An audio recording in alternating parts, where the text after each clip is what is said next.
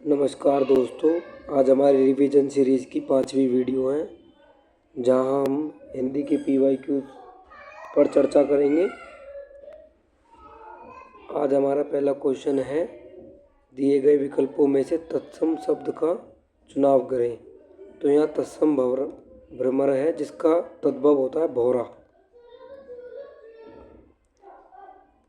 अब यहाँ दिया गया है विलोम शब्द, हमें विलोम शब्द बताना है किसका, संधि का। संधि का विलोम शब्द होता है विग्रह, मतलब संधि मतलब जोड़ना, विग्रह मतलब तोड़ना, योग का मतलब भी जोड़ना ही होता है।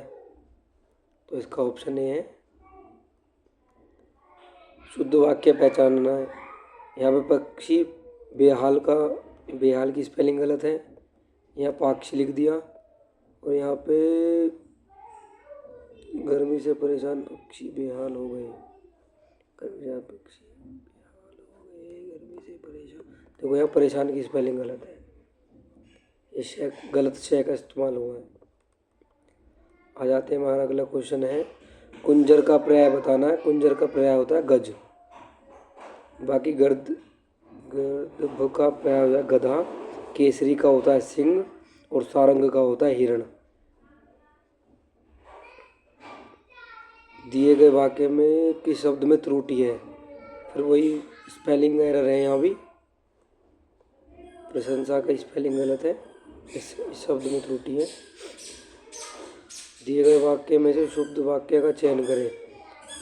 प्रदर्शनी में सफ़ेद हाथी दिखाया गए, ये गलत हो गया, गई गलत हो गया। और यहाँ प्रदर्शनी की वर्तनी गलत हो गई, यहाँ पे शय पे ई की मात्रा नहीं आएगी,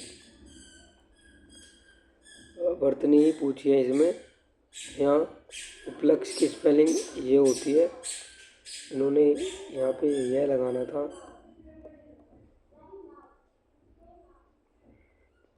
हमारा 8वां क्वेश्चन है, चिराग तले अंधेरा, लघुक्ति का अर्थ बताना है।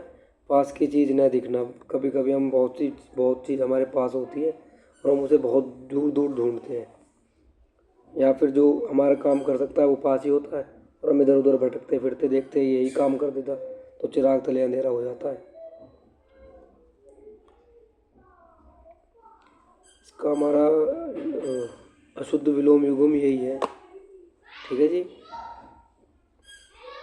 अपादान कारक, अपादान मतलब चोर पुल से कूद पड़ा, मतलब अपादान जो अलग होने की क्रिया दिखाता है। पुल से अलग हो गया, पुल से कूद पड़ा। बाकी तो वैसे भी लगा ही लेते आप लोग, से ही इसमें अच्छा मतलब आम बोल चाल में भी ठीक बैठेगा। कुछ लोग सरस्वती पत्रिका में प्रकाशित हीराडोम की कविता को पहली हिंदी दलित कविता मानते हैं। यहाँ पे फिर वही रिक्त स्थान में कारक चिन्ह लगाना था हमें, यहाँ पे में का इस्तेमाल होगा।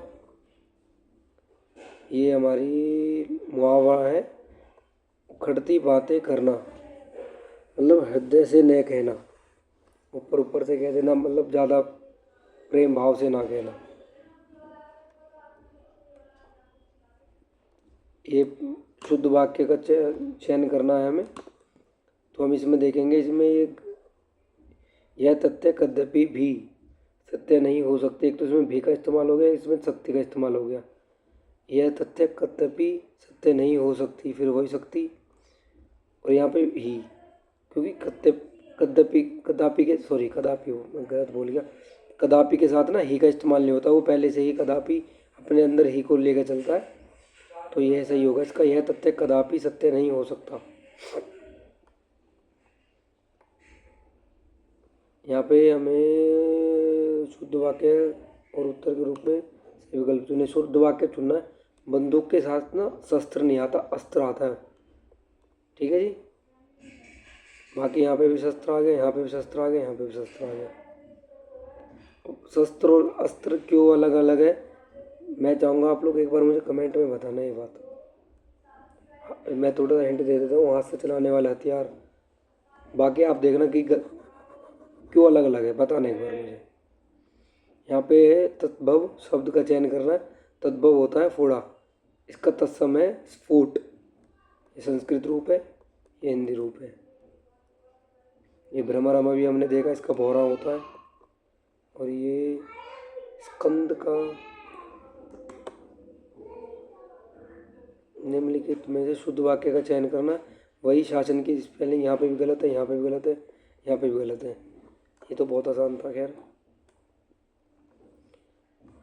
पढ़ाई में आलस्य ठीक नहीं है, वाक्य का शुद्ध रूप है। इसमें देखो आलस्य में, देखो मैंने पढ़ दिया आलस्य, वाक्य लिखा गलत ही था।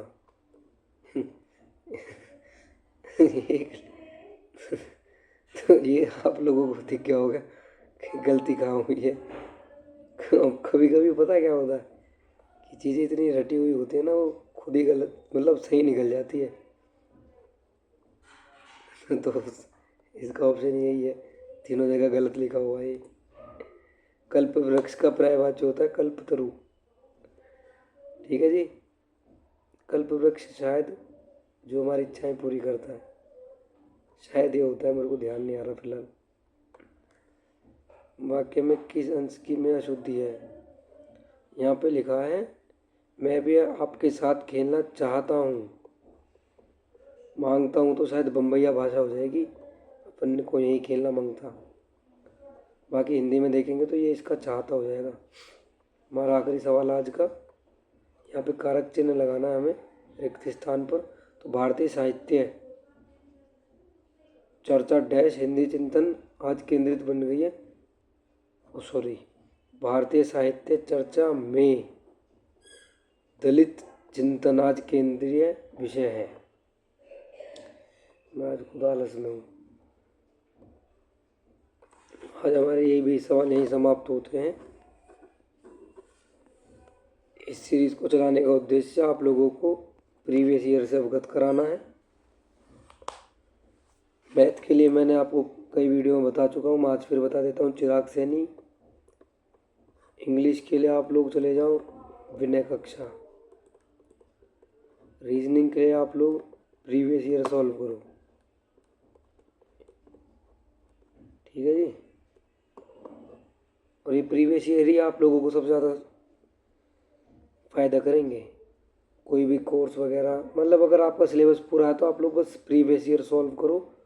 और जैसे मैंने बताया ऐसे ही वो लोग यूट्यूब पे कराते हैं, वो तो बहुत अच्छे से कराते हैं। मैं इतना अभी ज्ञान मतलब इतना अनुभवी नहीं हूँ इन चीज़ों को लेकर कि एक्सप्लेन कैसे करना होता है या फिर वो बहुत ज़्यादा विस्तार में कैसे बताना होता है। ये लोग बहुत अच्छे से बताते हैं। तो आप लोग इंग्लिश और मैथ के लिए इन लोगों के पास जा सकते हैं। आज की वीडियो हम यहीं समाप्त करते हैं। वीडियो यहाँ तक देखने के लिए बहुत बहुत धन्यवाद।